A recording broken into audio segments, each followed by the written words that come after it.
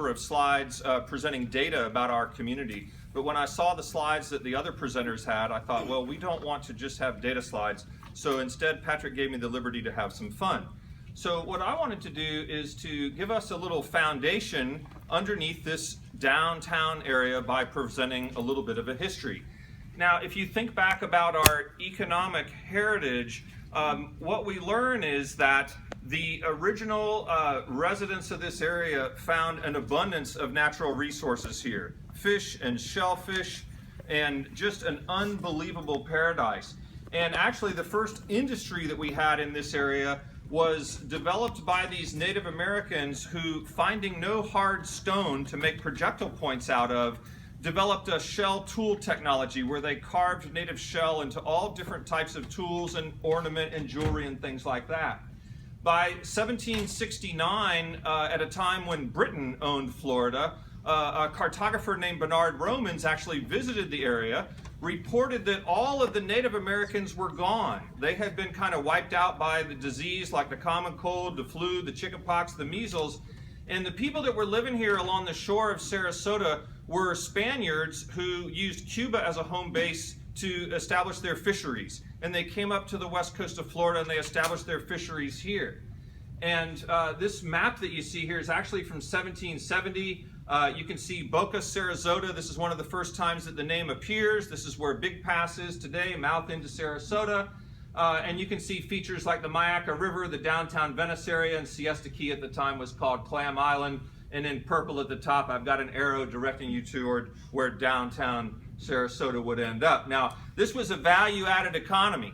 And by that, what we mean is all the money came from somewhere else. So back in the pioneer days, whether it was the Spanish and Cuban fishermen, whether it was the cattle, whether it was the citrus, it was all pretty much sold in Cuba. And some of it went to northern markets, but Cuba was the big provider. And so I'm showing you the gold doubloons here. This was the trade. This was the stock in trade in this area. There wasn't a lot of American money here, but there were a lot of doubloons. And of course, if you look at these four different things, fisheries, cattle, citrus, because we were in a frost-free area, and tourism, this is really the foundation of our local economy. Now, this is a map from the 1850s, and I think it's interesting because this is right when just a few settlers had moved to the area. William Whittaker, he came here when he was 22 years old, so he was a millennial back then, established his little home site up near what we now call Whittaker Bayou. Felipe Bermudez was one of the Cuban fishermen. He had his place down at Cherokee Park, but the creek to the south of that is named for him.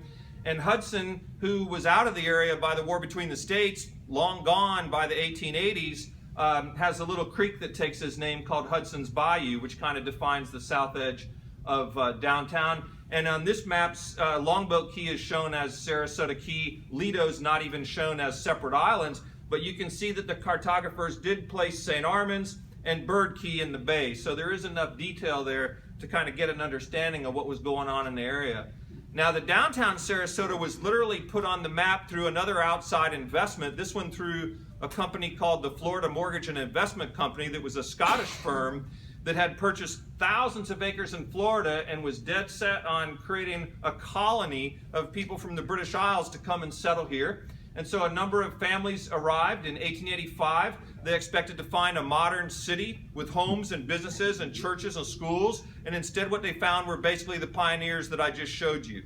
The local pioneer families brought them into their homes. But the map on the left is an 1883 U.S. Coast and Geodetic Survey chart. And again, you can see the detail of St. Armand's and Bird Keys, actually called Bird Island. What we now call Golden Gate Point was Cedar Point. What we now call Harbor Acres down on Hillview was called Post Office Point, where a big Indian mound ran out into the bay and the boats would come and drop off the mail. The northern tip of Siesta Key is called Fishery Point.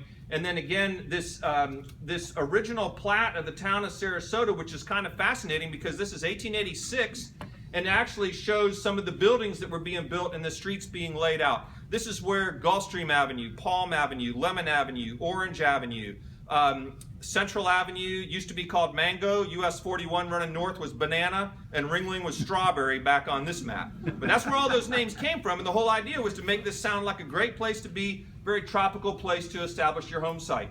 Most of the folks that came over from the British Isles were very disappointed with Sarasota. Most of them left. The only family that stayed was the Browning family. They've got a street named after them here.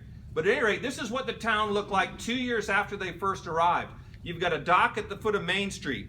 Now, to put this in perspective, I'm showing you where Gulfstream Avenue was. Gulfstream Avenue was the shoreline. If we were to stand in the same location where this photograph was taken today, we'd probably be in the middle of US 41 on the bayfront. All that's filled land, and then the park was built beyond that. You've got the DeSoto Hotel up there, which was built by that Florida Mortgage and Investment Company. It was advertised as having a Gulf Beach observatory. Not quite on the Gulf Beach, but you can see the Gulf Beach from there. The transportation at this point in time was all by water, and the local families again would welcome the newcomers. You see a little hustling and bustling business district right there along Lower Main Street. So that's Sarasota well over 100 years ago.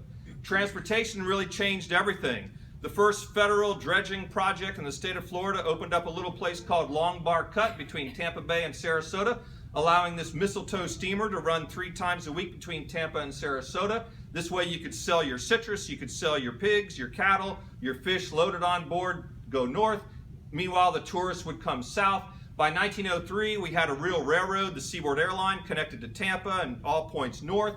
So it's at this point in time, between 1895 and 1903, we got gasoline for powering boats. We got a newspaper in Sarasota printed once a week. We had our first telephone service, and we were becoming quite the modern city. You can see on the lower left, this is the Tamiami Trail in approximately 1920 down by Vamo. That's the early traffic problems that we had. See, the problem was it was one lane. So if you encountered someone coming the other way, one of you would pull off, the other one would go by, and then the other person would stop and help you push your car out of the sand. You'd probably have a little picnic lunch, then you'd go your own way. That was the traffic problems we had back then. But believe it or not, by the 1920s, we had such a demand of people wanting to come here, and through the work of Charles Ringling, brought a second railroad, the Atlantic Coast Line, which established its station out at the eastern terminus of Main Street. This, Norm, forgive me, this is the 1910 Downtown Improvement District.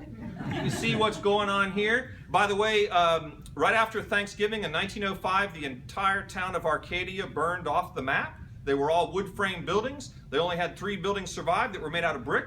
J. Hamilton Gillespie, the representative for the Scottish Company, built that building there out of concrete blocks that were made right here in Sarasota, and that was our first bank, 1905.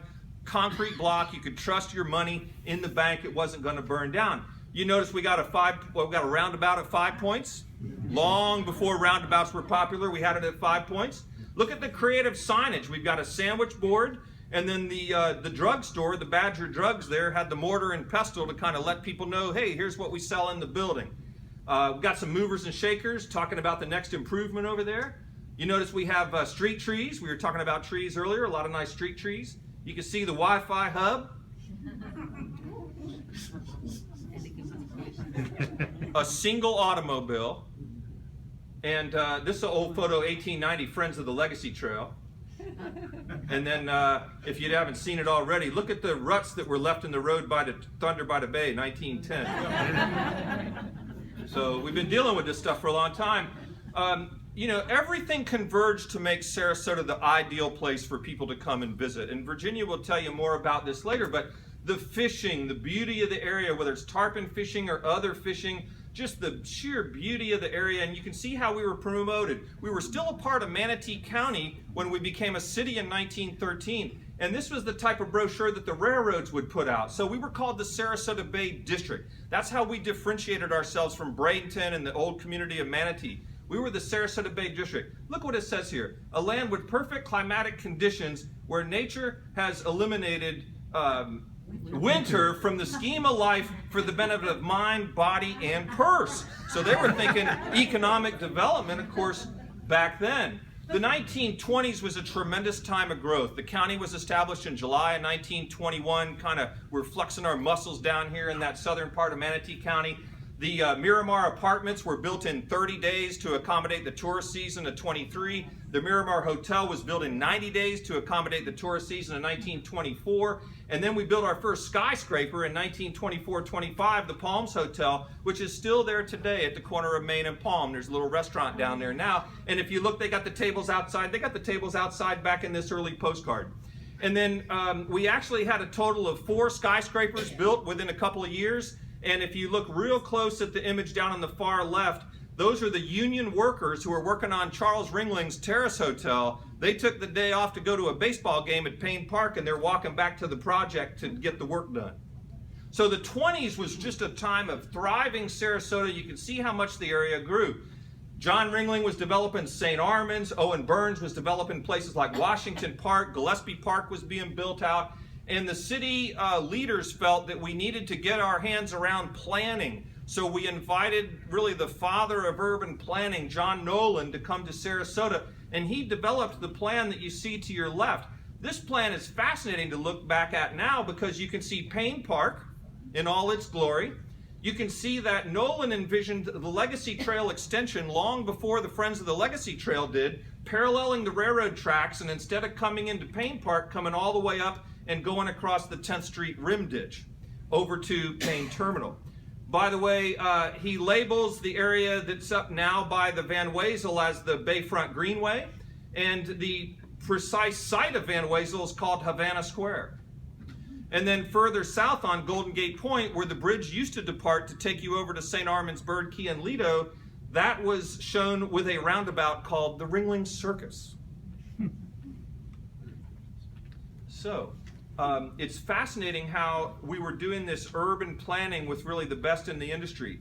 The 1930s, of course, was a little more difficult of a time because massive hurricane hit Miami. 1927, 8 people weren't coming to this area, so 1930s we had to kind of rebrand ourselves as a great place to come. And I'm fascinated by how we combine citrus and circus and art. We've got the Orange Blossom Hotel, we got the Orange Blossom Special, we got Saprito's Fruit, we've got Big Top Fruit from All Britain and Circus Fruits, and the Ringling's Place, and we're kind of blending all these things. We've got the circus in town now, we got citrus, we got it all going on. Downtown's always kind of been the hub of everything. Whether it was the first Armistice Day parade after World War I, or the bond drives where you got to buy a bond and sign the bomb itself, or the parades like the King Neptune and the Sarasota pageant. You know, downtown's kind of always been the place where the community congregated. And yet it was never fully disconnected from the rest of the county. So this map shows all kinds of features like the Ringling Art School and the Circus Winter Quarters and Bobby Jones and the Palmer Farms, which is now the Audubon Celery Fields, and the communities of Bee Ridge and Myakka River State Park. So it's kind of all tied together. You can see a great early shot of downtown with 2 of the skyscrapers, the original Palms Motel and then the Orange Blossom. And then this is a little shot of the predecessor to Yoder's, the Pinecraft Eaton House. So all these areas that were a little bit far from downtown were still part of all the action here. The 1950s was another time of post-World War II growth. We had the Sarasota pageant would bring 50,000 people to Sarasota for the week. And then you see another shot at downtown. You see the beautiful aerial photograph with a very green Golden Gate Point with the bridge going out. And I included this shot of the Plaza Restaurant because this was the type of place where people would go, and this is where the Liars Club met. You know, McKinley Cantor and John D. McDonald and all the artists and writers would meet there and play their Liars poker, and we're celebrating the life of John D. McDonald in Sarasota this year. And there's a little ad down here that says, "Come to Florida, you can be buried for $49.50. So why not? And then in the 1960s, it seems like the emphasis kind of shifted out to the beaches, and the brochures show the beautiful beaches. They've got room rates that encourage people to stay for a whole week. Don't just come for a day, stay for a week. And then look at this image where you can see Bird Key has been developed. The new bridge now doesn't leave Golden Gate Point. It kind of leaves the way it does now out there by the Saprito Pier. But you can see a largely undeveloped Lido and Siesta beyond.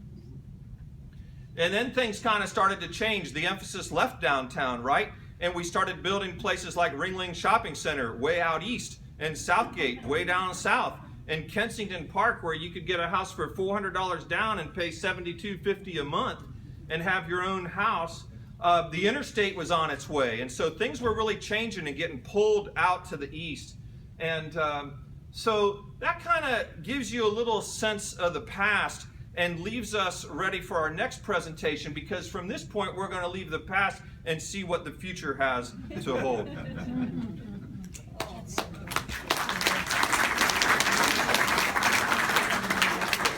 So as you can see, tourism's been a big part of our community from the very beginning. And some of our most prominent residents, people like John Ringling and Mrs. Potter Palmer from Chicago, came here first as tourists.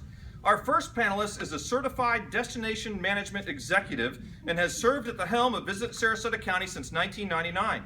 Previously the Director of Communications and Government Relations at Mote Marine Laboratory, Virginia Haley came to Sarasota in 1989 to run the local office for Congressman Porter Goss.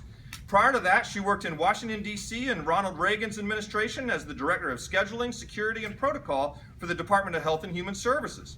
Virginia serves on the Destination Council of U.S. Travel Association and on the board of Destination Marketing Accreditation Program. She's on the board of the Sarasota Tiger Bay Club, and she recently served as chairman of the Florida Association of Destination Marketing Organizations. Ladies and gentlemen, please join me in welcoming Virginia Haley.